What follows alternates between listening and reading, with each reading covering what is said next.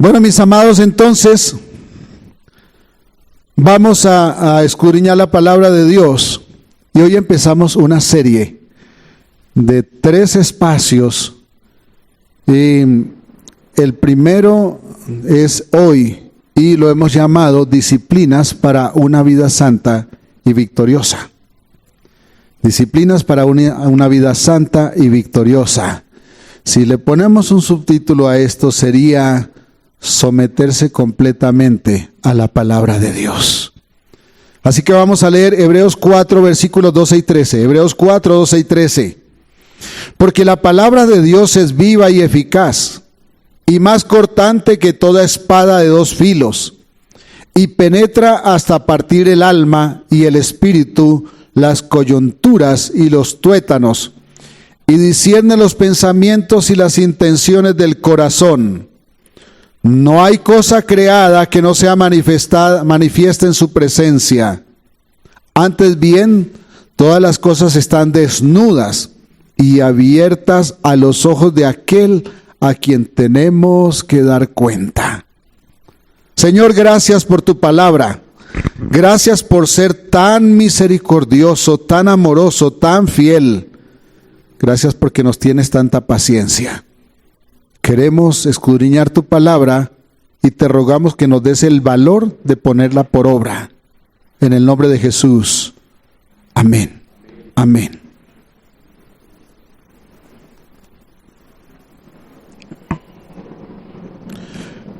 Disciplinas para una vida santa y victoriosa. Amados, muchos creyentes viven su fe engañados.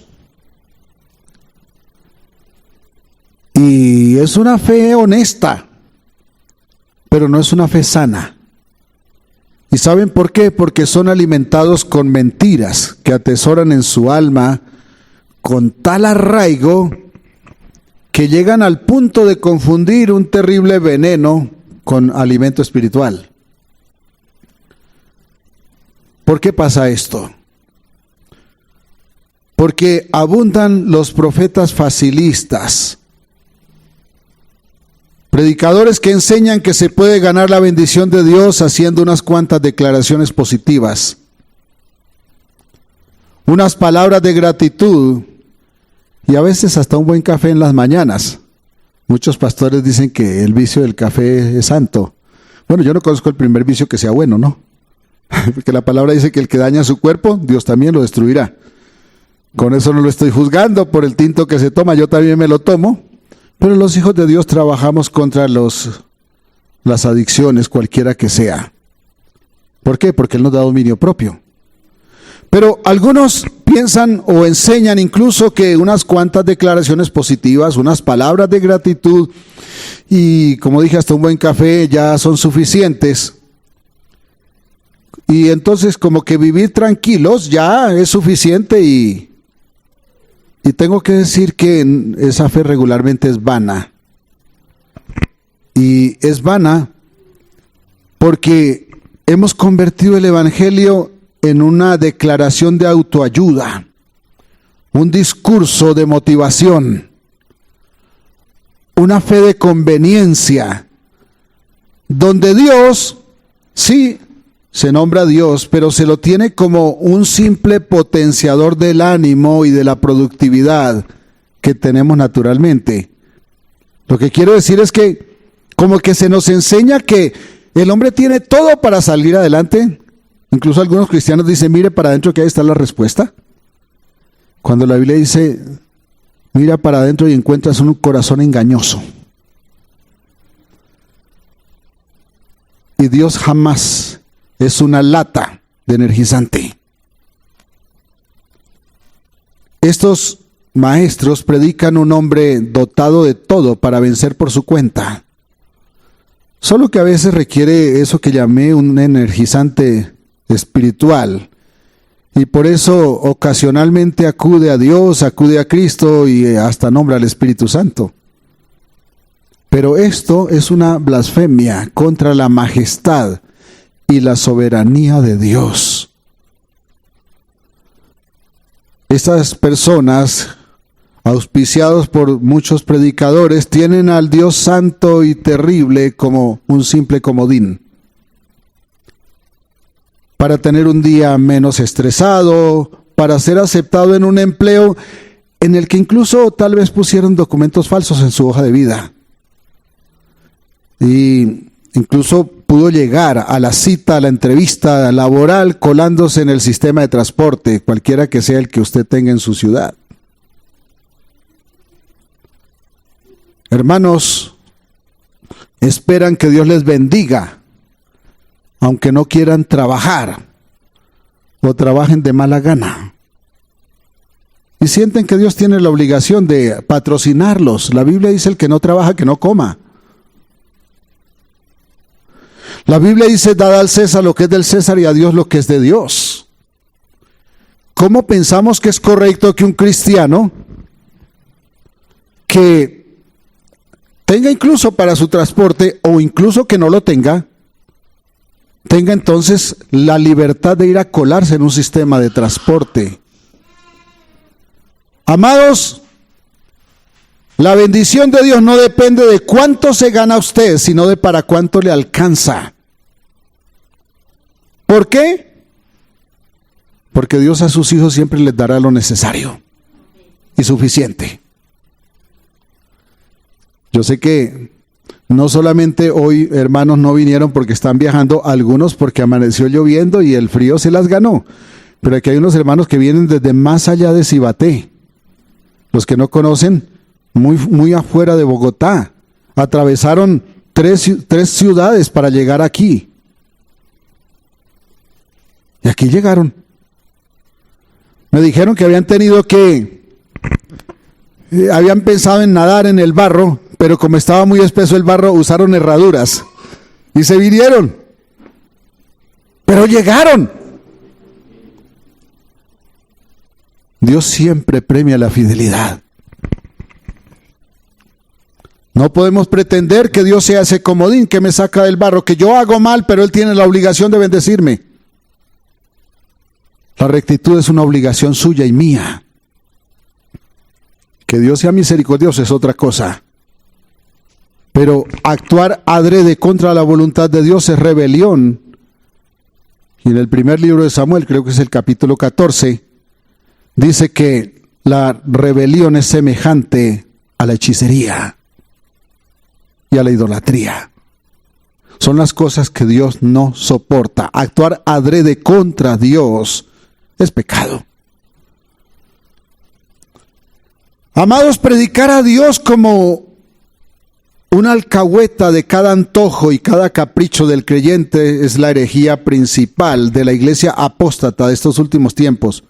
Por cierto, malos estos tiempos.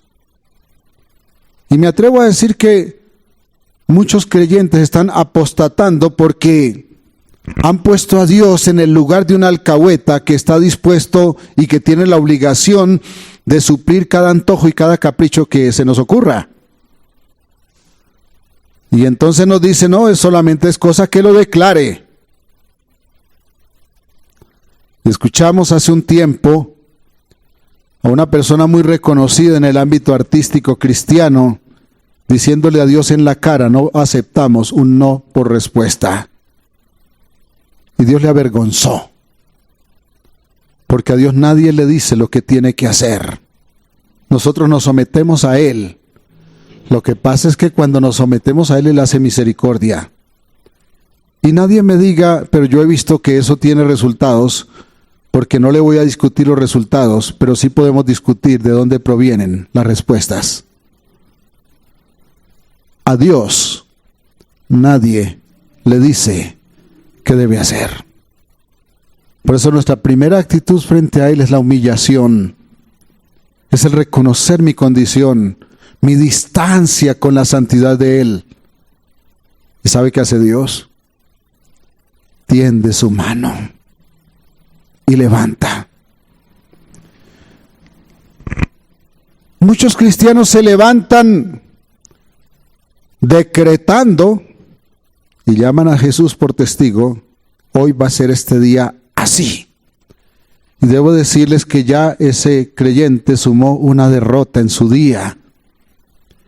Porque se levanta pensando en qué va a conseguir para sí mismo ese día. No se pone a disposición de Dios, sino que se pone a disposición de sus deseos, sus sentimientos y sus proyectos carnales. Al despertar, sus pensamientos no van a Dios, sino a sus caprichos. Y cuando se ve en derrota, entonces reclama. ¿Y qué reclama? Reclama no ser apoyado por el Señor cuando ve sus anhelos en derrota. Protesta porque las dudas sobre su fe hacen estragos en su vida. ¿Y cuál es la razón? Su día no comenzó dando la gloria a Dios. Su día comenzó pensando en sus antojos. La Biblia dice que el Dios de ellos es el vientre. Y como dije, usan el nombre de Dios para traerlo como un comodín, buscando que supla sus caprichos. No estoy diciendo esto para denigrar de alguien, estoy diciendo esto para que aprendamos cómo es que nos acercamos a Dios. Para que estemos seguros de que primero es nuestro Señor, nuestro Dios, también nuestro Padre. Porque lo natural es que un padre provea todo lo que sus hijos necesitan. Eso es lo natural. Y no se trata de que nos despertemos en la mañana y entonces hagamos un guiño de ojo al Señor para empezar el día. Para luego finalmente correr a hacer lo que nos place sin honrarlo a Él. Se trata de someternos enteramente y totalmente a Él, a su voluntad, a sus disposiciones, a sus mandatos, que usted y yo no tenemos el poder de realizarlos porque ninguno de nosotros ha vencido realizando la voluntad de Dios. Pero cuando nosotros nos disponemos a hacerlo, hay un Espíritu Santo que nos empodera para hacerlo. En esta serie que hoy empezamos, queremos quitar ese muro de defensa espiritual que realmente parece fuerte, pero realmente está hecho sobre la arena. Un muro que se funda en la arena y no en la roca eterna. La roca eterna es la única garantía de soportar cada tormenta que nos toca vivir a diario. Y cuando hablo de la roca me refiero a Cristo, nuestro único garante para vencer los ataques demoledores del diablo y sus demonios, que usted los ha experimentado. Hay personas que dicen, esta semana me agarré con Dios. Yo he visto eso todos los días. Veo los niños pequeñitos agarrados con los papás porque no le compran el yogur o el bombombón de la tienda. Típicamente así es uno. Hoy hablamos de una generación de cristal que todo le molesta, que todo le incomoda. Los forjadores de esa generación de cristal somos nosotros los padres que criamos mal, o que mal criamos, mejor. Vamos entonces a ver principios para llevar una vida espiritual victoriosa. Y no son consejos para vivir mejor, hermanos, porque la Biblia no es un libro de consejos, es un libro de principios. Por eso es que un cristiano que con una mano proclama la fe, pero con otra obra en contra de los principios de esa fe, necesita arrepentirse. Pero nos pasa, hermanos. Tomamos el camino más fácil, porque hoy está de moda hacernos sentir con la voz a gritos o con la amenaza. Es que si no me hacen tal cosa, destrozo la ciudad. Los cristianos no tienen nada que hacer en esos procesos, en esas ideologías. Los cristianos honramos a Dios con nuestra vida. Y en vez de estar protestando en las calles, nos arrodillamos. Porque cuando el enemigo es más grande que nosotros, nos humillamos a Dios y Él pelea por nosotros. Entonces, veremos principios para una vida victoriosa, pero no a través de consejos, sino a través de principios. Son órdenes no negociables, disciplinas espirituales para ver el poder de Dios obrando en nuestra vida. Y no se trata de un show de poder. Se trata de una vida sostenible, donde Dios se glorifica. Y entonces Él ahí sí gira lo que yo llamo cheques en blanco y nos dice, ¿qué quieres, hijo? Y cuando le decimos, Señor, es que me está pasando esto y no puedo con esto, Él dice, alábame, que yo pelearé por ti. Amén. Tenía razón mi hermano Francisco, vienen hoy calladitos. ¿O es que se fueron de paseo los que siempre dicen amén? Hermanos, son armas de guerra efectivas contra el diablo, contra el mundo y contra la carne. ¿Saben qué es el diablo, el mundo y la carne? El resumen de todos los enemigos que tenemos los hijos de Dios. Si usted quiere hacer una síntesis de sus enemigos, el diablo, que es el padre de toda maldad, el mundo, que es el padre de toda tentación, y la carne, que es el padre de toda seducción. El mundo es el espacio donde alguien desarrolla la maldad, pero la carne le seduce hacia ella. Entonces, poner por obra estas disciplinas que vamos a mencionar en este proceso tiene un efecto hermoso, es que mata la debilidad espiritual, fortalece la fe y nos encamina a la vida victoriosa que todos anhelamos. Primero entonces, primera disciplina, someterse totalmente a la palabra de Dios. Y no se las vamos a dar hoy todas porque me gusta entrar en detalles. ¿Para qué? Para que cuando usted salga de aquí diga, oiga, lo que aprendí hoy me lo como así. Así que va a tener que tener paciencia y esperar las 3 sesiones. Leemos de nuevo entonces el texto, porque la palabra de Dios es viva y es eficaz y más cortante que toda espada de 2 filos, y penetra hasta partir el alma y el espíritu, las coyunturas y los tuétanos, y discierne los pensamientos y las intenciones del corazón, que muy a menudo no son tan santas. Y no hay cosa creada que no sea manifiesta en su presencia.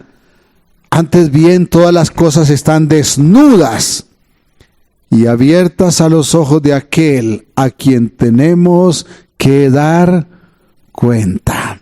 ¿De qué?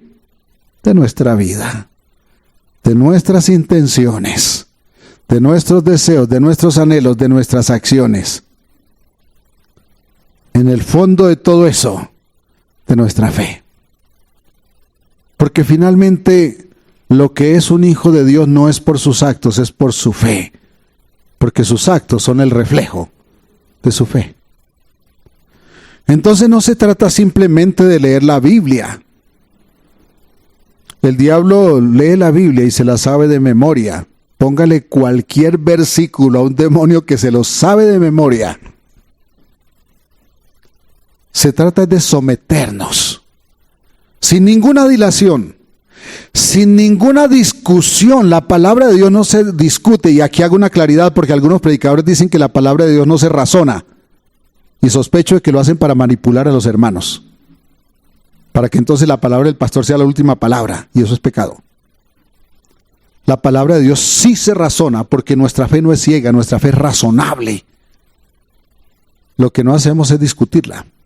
Es decir, no la contrariamos. Nunca sentamos a Dios en el banquillo de los acusados para decirle por qué estás actuando así. Porque no tengo ni ninguna autorización ni ninguna autoridad moral para hacerlo, porque Él es perfectamente santo y yo soy imperfecto. Entonces es someternos sin ninguna dilación, es decir, sin dilatar, sin decir espere tantico que haga tal cosa. Alguien muy cercano a mí y que amé mucho en esta vida. Un día que le celebraba el cumpleaños a su mamá, me dijo, él era piloto de un pariente nuestro que era narcotraficante. Dijo, voy a hacer mi último viaje y me regreso, me retiro y sigo al Señor. Y ese fue su último viaje, porque en ese viaje murió. ¿Dónde está? Dejémosle eso al Señor. Entonces no dilatamos. Si el Señor dice venid a mí, ¿qué hacemos? Vamos. Si el Señor dice haz esto, no le digamos por qué.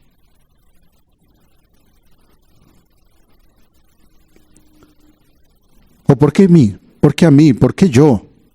¿Por qué no va a responder? Como respondí una vez en mi casa, a alguien de mi casa, ¿y por qué no? Siempre pensamos que son los demás los que tienen la responsabilidad, y nosotros, ¿por qué no? Es someternos sin dilación y sin discusión alguna a lo que Dios dispone en su palabra. Es oír su voz y ponerla por obra. Regularmente no digo obedecerla, porque nuestra obediencia no es suficiente. Pero sí Dios nos exige ponerla por obra. La obediencia suficiente fue la de Cristo, por eso Él debió tomar mi lugar y su lugar. Y si somos salvos es porque Cristo hizo justicia por nosotros. No porque nosotros hayamos hecho nada bueno que nos justifique estar en la presencia de Dios. Entonces el predicador que enfoca su mensaje en motivar a los fieles usa textos bíblicos solamente para justificar los argumentos personales. Entonces dice, yo quiero hablar de tal cosa, entonces ¿qué texto necesito? No, la actitud correcta es, ¿qué quiere enseñar este texto? El tema no sale de lo que yo quiero enseñar, sino de lo que el texto dice.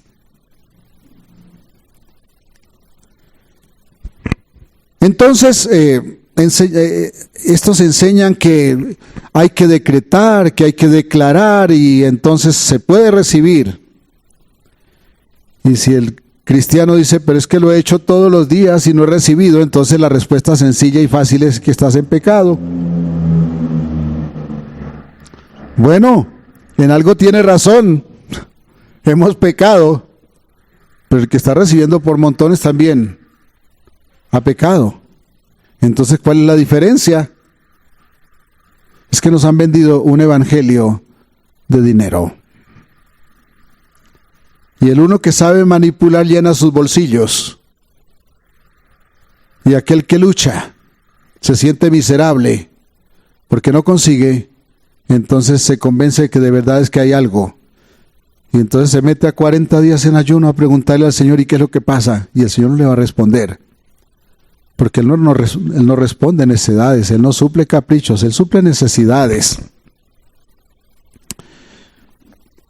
El problema de este tipo de mensajes, de predicaciones, es que no confronta el pecado. No guía al creyente a arrepentirse para tener paz con Dios. Saben que muy a menudo son predicaciones que inspiran, pero no confrontan. Entretienen, pero no cambian vidas.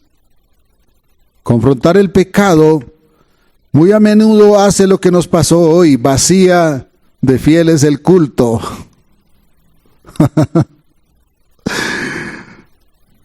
No, hoy no estamos vacíos porque el Señor está acá. Los hermanos están paseando. Bendito el Señor que tú tienes la posibilidad de pasear. Muy a menudo predicar, confrontar el pecado, trae menos fieles al culto. Y el predicador quiere llenar el salón. Bueno, todos queremos llenar los salones, pero hay que establecer prioridades.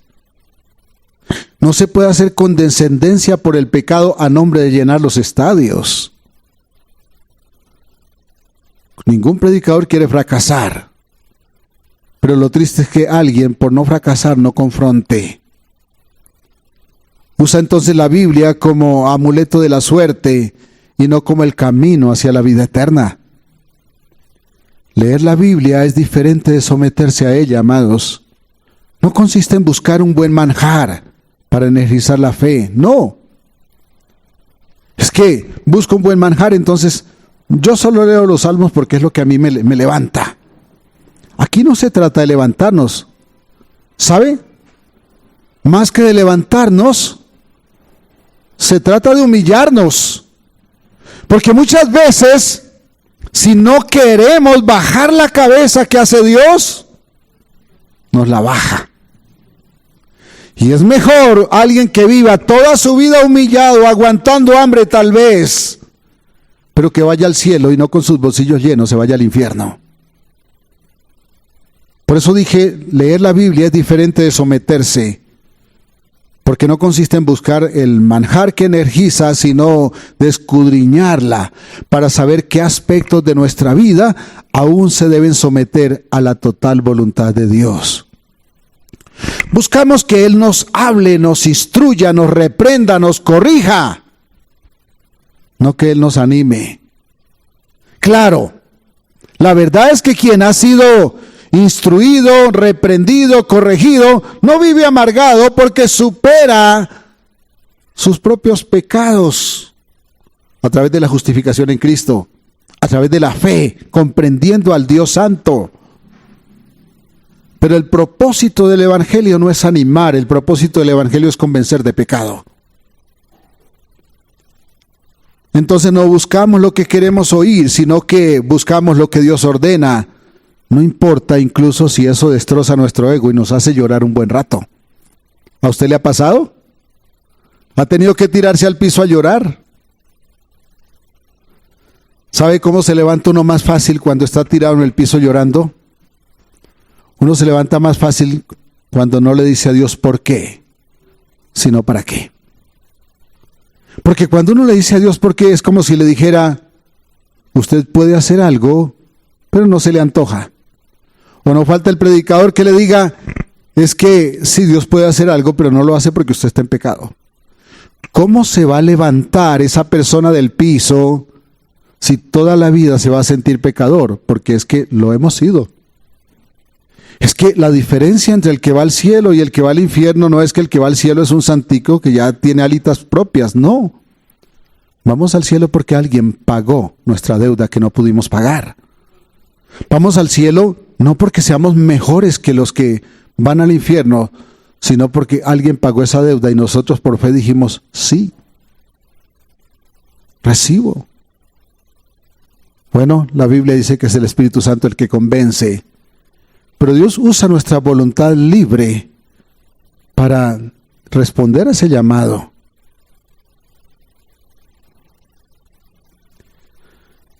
Se trata, hermanos, de que Dios nos hable, nos instruya, nos reprenda, nos corrija. No de que nosotros nos sintamos bien. El texto que leímos nos orienta a cómo acercarnos a la palabra de Dios. Bueno, es que dice cómo es la palabra de Dios, es viva, cómo es que penetra como una espada de dos filos, cómo parte el alma, cómo parte el espíritu, cómo no hay ningún lugar escondido, porque lo discierne todo, discierne las intenciones. He escuchado predicadores decirle al creyente, ¿quiere un carro de tal? Dígale a Dios qué carro lo quiere, de qué marca, de qué valor, de qué color. Señor, pida. ¿Y sabe qué están alimentando allí? La ambición. Esto no es bendición, esto es ambición. Y cuando uno es ambicioso, no tiene a Dios por Señor, tiene al dinero por Señor. Entonces, en esta porción que leímos, Dios abre como un bisturí nuestro ser. Cuando estábamos en el colegio nos dijeron traiga un sapo. Ahorita ya es prohibido porque el alma del sapo se molesta, ¿no? Nos decían, traiga un sapo vivo, traiga un bisturí, que para aquel tiempo ni siquiera existían, a veces teníamos que fabricarlo nosotros. Y no soy tan viejo, hermano. Y nos decían, disecciónelo.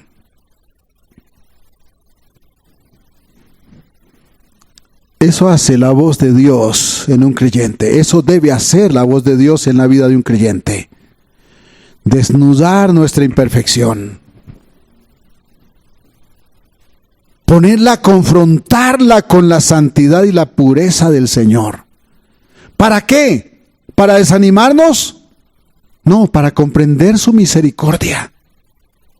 Para comprender cómo es que Él, siendo santo, perfecto, y no siendo injusto, porque Dios no le rebaja el pecado a nadie, si lo rebajara no sería Dios. Siendo enteramente justo, ¿cómo hizo para amarme? ¿Cómo hizo para salvarme? Y entonces allí tengo que entender que la única respuesta es Cristo. y que el único camino seguro es la cruz de Cristo, es el Calvario. Porque mi imperfección no se compadece con la pureza y la santidad de Dios.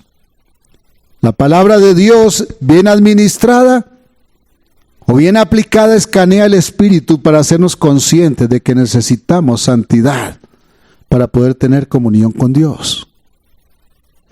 Fíjese que esto como que tira a todos al desperdicio, porque como le dijeron los apóstoles al Señor un día, entonces ¿quién podrá ser salvo? Y Él dijo, lo que para vosotros es imposible, es posible para Dios. ¿Y de qué estaba hablando el Señor? De la cruz.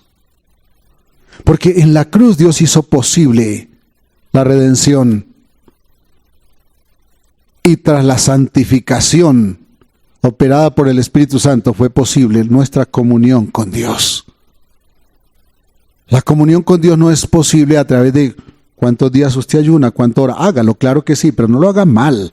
No lo haga para ganarse a Dios, hágalo para honrar a Dios. Porque cuando honramos a Dios con la humillación de vida, con la humildad de vida, Él se siente adorado. Y entonces la respuesta es una acción del Espíritu Santo.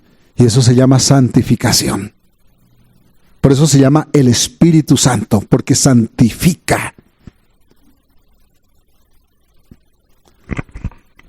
Descubre entonces esos motivos secretos, hermanos, allá en su interior. Lo que no sabe nadie de usted, a veces ni siquiera usted lo sabe. Porque a veces estamos haciendo algo convencidos de que estamos haciendo bien y resulta que estamos haciendo mal. ¿Quién nos descubre eso? El Espíritu Santo, cuando obra la palabra de Dios en nosotros. Descubre esos motivos secretos faltos de santidad que nosotros ni siquiera identificamos. Que nos están ocultos porque nuestra ignorancia, aclaro, ser ignorante no es ser bruto, ser ignorante es desconocer la verdad. Nos están ocultos porque nuestra ignorancia no nos permite verlos y entonces la palabra penetra y el Espíritu Santo obra y desnuda las intenciones del corazón. Y es cuando nosotros, los que hemos caminado con el Señor ya algún tiempo, descubrimos que hoy encontramos que estábamos haciendo mal algo que antes pensábamos que hacíamos bien. Esa es la obra santificadora del Espíritu Santo. Hermanos, y para ver a Dios obrar en nuestra vida, grabes esto en su cabeza, para ver a Dios obrar en su vida, es necesario que primero la palabra de Dios obre en usted. Que no la estorbe. Ella debe penetrar lo más profundo de nuestro ser, discernir toda intención, quebrantar toda oposición a la santificación. Esto es como firmar un acta de defunción contra nuestros deseos, para que nosotros obre la voluntad santa y perfecta de Dios. Que la arrogancia personal y religiosa se postre ante la demanda de sujeción del Señor y su palabra. Que la lujuria que tantas veces se disfraza de admiración sea sacrificada. Es que yo admiro. Que la codicia vestida de propósitos se doblegue ante la sencillez que Dios exige. Porque muchas veces decimos, no, lo que pasa es que yo soy una persona de emprendimiento y en el fondo lo que somos es ambiciosos. ¿Cómo se da uno cuenta? Quiere apilar todo el capital que quiere y no quiere gastar un peso. Se vuelve tacaño. Se vuelve indolente a la necesidad ajena. Que la amargura vestida con disfraz de justicia no gobierne buscando revancha, porque hoy el mundo está lleno de amargados que ven en los demás sus enemigos y por eso los quieren destruir. Los salmos, hermanos, no son para menguar los ánimos afligidos de quien está deprimido. No, los salmos son para ver el espíritu quebrantado de una persona, el quebranto de una persona que reconoce su pecado y clama misericordia al Dios justo para conducirnos al arrepentimiento. Los evangelios no muestran a Jesús como un gran maestro moral. Claro que sí, Él es un gran maestro moral, pero Él es mucho más que eso. Los evangelios revelan a Cristo como único Salvador y como Señor de nuestra vida. Las cartas del apóstol Pablo no están ahí para aclarar un debate entre posiciones teológicas, llámese postura calvinista, postura arminiana. Son el desarrollo de la doctrina apostólica, único fundamento para la fe de la iglesia. Claro que respetamos a muchos teólogos, pero ellos no son el camino. El camino es Cristo y su evangelio. Amén. No es lícito hacer juicios personales sobre la Biblia, ni escoger aparte de ella para hacer arreglos a nuestra conveniencia. La Biblia es el dictamen de Dios para la vida y el fundamento indiscutible para la fe y todos los asuntos que conciernen a la vida, la cultura, la política y la ciencia. ¿Cómo así? ¿La política? ¿Acaso usted no dice que en los púlpitos no se hace proselitismo político? Sí, estoy convencido de eso. Pero el cristiano no debe ser ignorante de la política. ¿Sabe qué nos pasa cuando votamos mal? Que ignoramos los principios de Dios para la política. Por eso votamos mal. Me refiero a las elecciones, ¿no? Y que si a mí me ha pasado, más de una vez, sospecho que algunos de ustedes también, por no decir a todos. Nos engañan y estamos convencidos de las mentiras que nos dicen. Fuera de los principios dados en la palabra de Dios, todas las áreas del desempeño humano se hacen inmorales y son pecaminosas. No es posible que una simple criatura caída en pecado además le diga a Dios cómo debe actuar o cómo debe legislar. Por eso cada mañana debemos despojarnos de nuestro entendimiento, de la sabiduría, para oír la voz de Dios y poner por obra lo que Él dice, porque eso sí es sabiduría. Poner por obra sus mandatos es sabio. Es abrir el libro de Dios y preguntarle al Señor qué quiere Él que yo haga para que yo realice su voluntad y no la mía. Es una batalla sin cuartel contra los apetitos de nuestra carne y contra los principados que gobiernan la cultura en este siglo, porque las cosas nos las venden por la cultura. Esto evidencia que somos de Él y no nos dejamos seducir por la perversión de este mundo. Si no oímos a Dios y obedecemos nuestra fe, o obedecemos a Él, nuestra fe no tendrá fundamento. Nuestros pedidos al Señor tampoco recibirán respuesta esperada, porque Él nos ama y no nos va a suplir caprichos.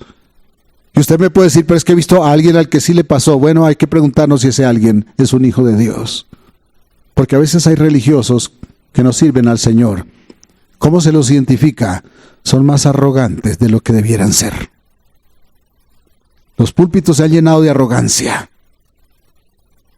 Cada dificultad será una tormenta capaz de destruir una vida cuando la fe no tiene fundamento firme en la roca de los siglos.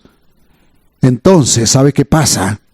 Será grande la ruina, porque al necio no le espera la gloria, al necio le espera la vergüenza.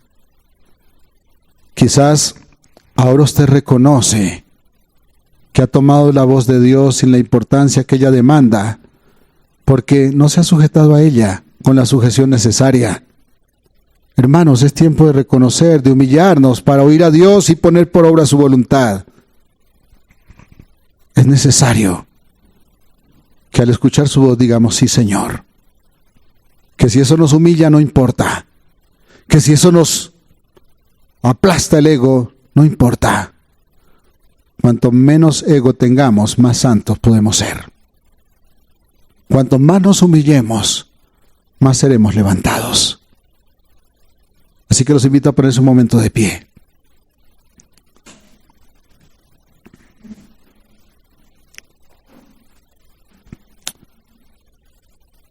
Si hoy comprende ese llamado para la santidad que no consiste en contradecir a Dios, sino en decirle siempre sí, sin importar que nos duela, le invito a que cierre sus ojos conmigo.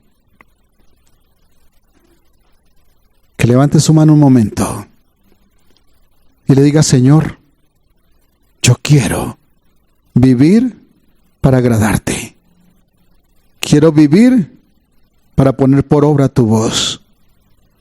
Nunca quiero rechazar tus ordenanzas. Perdóname por mis rebeliones.